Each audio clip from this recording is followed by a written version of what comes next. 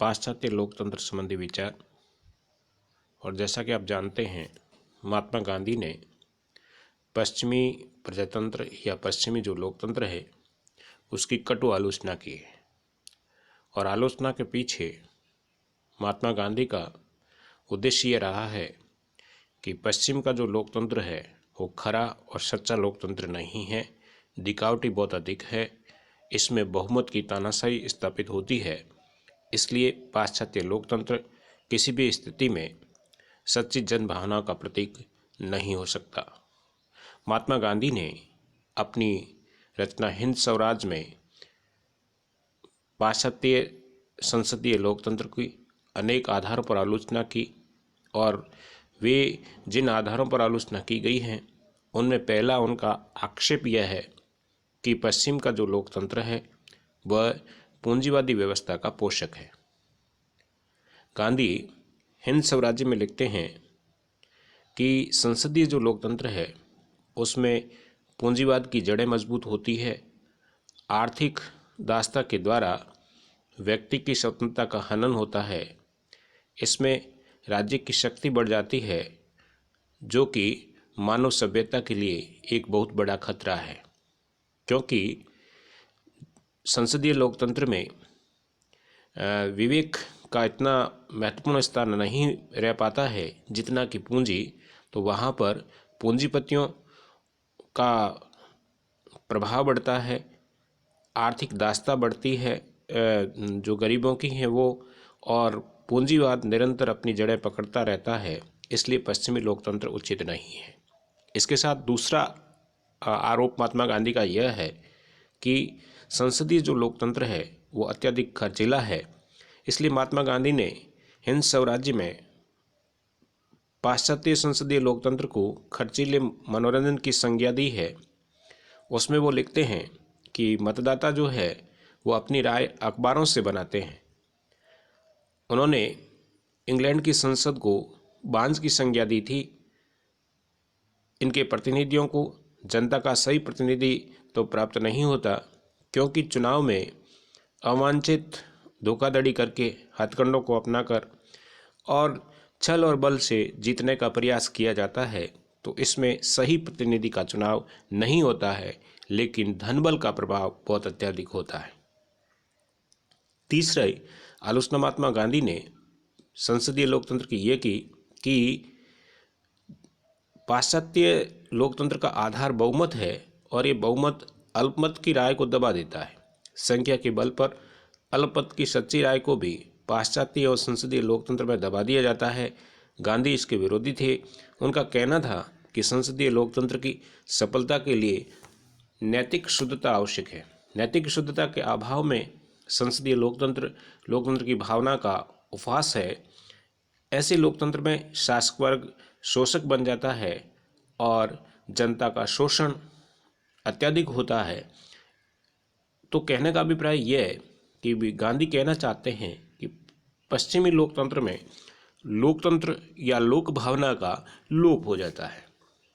वहीं पश्चिमी लोकतंत्र की आलोचना करते हुए गांधी कहते हैं कि प्रधानमंत्री के नेतृत्व से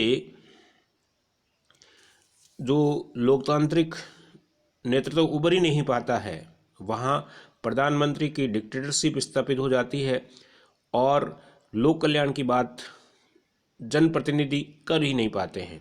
अपना नेतृत्व बनाए रखने के लिए प्रधानमंत्री यदि भी रिश्वत नहीं लेता है, तथापि वह रिश्वत देता अवश्य है। व्यक्तियों को मंत्री पद का प्रलोभन देना, उनको सम्मानित करना, तरह तरह से अपने स्वार्थ सिद्धि के लिए रिश्वत देना भी उसमें से एक है। यानी प्रलोभन की संभावनाएं वो पद के माध्यम से हो सकती है, प्रतिष्ठा के माध्यम से हो सकती है, इसलिए भी सच्चा लोकतंत्र नहीं है। और महात्मा गांधी ये भी कहते हैं कि ऐसे व्यक्तियों को जो इस प्रकार के तिकड़मी राजनीति के धुरंधर होते हैं, इन व्यक्तियों को न तो हम राष्ट्रभक्त कह सकते हैं, न नेतृत्व और सच्चा जनहितैषी कह सकते हैं, और न इन्हें अंतःकरण के पवित्र व्यक्ति कहा जा सकता है।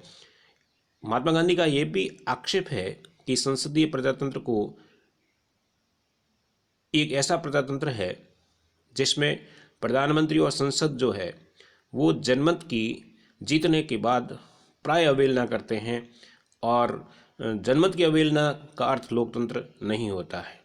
वहीं राजनीतिक जोड़ तोड़ और पद प्राप्ति के लिए, चुनाव जीतने के लिए, दलबंदी के लिए प्रधानमंत्री और उसका जो बहुमत प्राप्त जो सांगठनिक ढांचा यानी राजनीतिक दल है, वह भी अपने हितों को साधते हैं, जनहित की प्राय उपेक्षा होती है।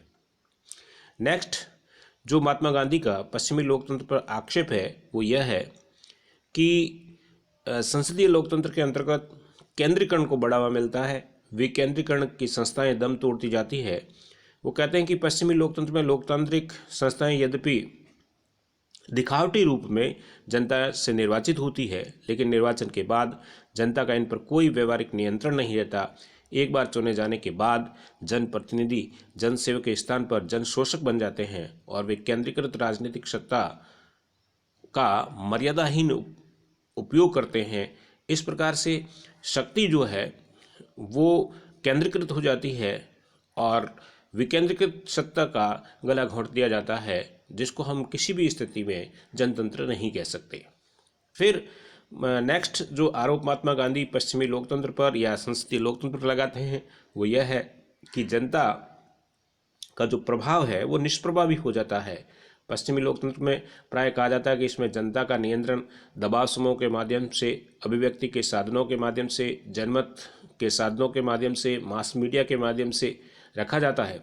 लेकिन गांधी ने कहा है कि पश्चिमी जनतंत्र में जनता के गलत कार्यों में कोई प्रभावी चुनौती नहीं दे पाती है, क्योंकि तकनीकी उन्नति और विकास के द्वारा शासन के पास विपुल मात्रा में केंद्रीकृत साधन और सुविधाएं होती है और जनमानस के पास इस प्रकार का कोई ठोस नियंत्रण नहीं है जिसको कि वो इन प्रतिनिधियों को, इन शासकों को नियंत्रित कर सकें। जनता के साधन सीमित होते हैं, सरकार के हाथ व्यापक होते हैं। ऐसी स्थिति में संसदीय लोकतंत्र सच्चा लोकतंत्र नहीं हो सकता। फिर महात्मा गांधी ने नेक्स्ट आरोप ये लगाया कि जो संसदीय लोकतंत्र है उसमें दलीय अनुशासन का नियंत्रण जो है वो अधिक होता है और दलीय जो विधानमंडल होते हैं वो नीतियों का निर्माण करते समय, नीतियों को क्रियान्वित करते समय दलीय भावनाओं के आधार पर काम करते हैं। संसद सदस्य अपने अंतरात्मा की आवाज़ वो नहीं प्रकट कर सकते, दलीय अनुशासन से बंधे होते हैं और दलीय अनुशासन के कारण उन्हें जनहित की अपेक्षा दलीय हितों पर प्राथमिकता देनी पड़ती है। उन्होंने कहा है कि विडंबना यह है कि इन लोकतंत्रों में जनता के तथाकथित प्रतिनिधि या तो संसद में अपने दायित्वों के प्रति उदासीन होते हैं या फिर परतंत्र होते हैं, उन्हें स्पष्ट अपनी राय रखने का अवसर नहीं होता।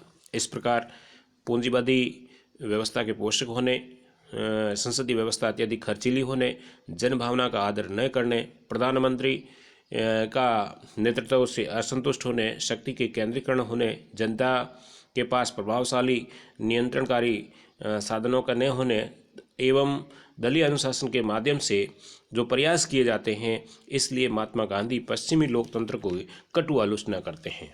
अतः उपयुक्त विवरण से स्पष्ट है कि गांधी ने राज्य और पाश्चात्य लोकतंत्र की कटु आलोचना की तथा गांधी जी की राय यह है कि पश्चिमी लोकतंत्र की आलोचना आधुनिक भारतीय लोकतंत्र पर भी लागू होती है।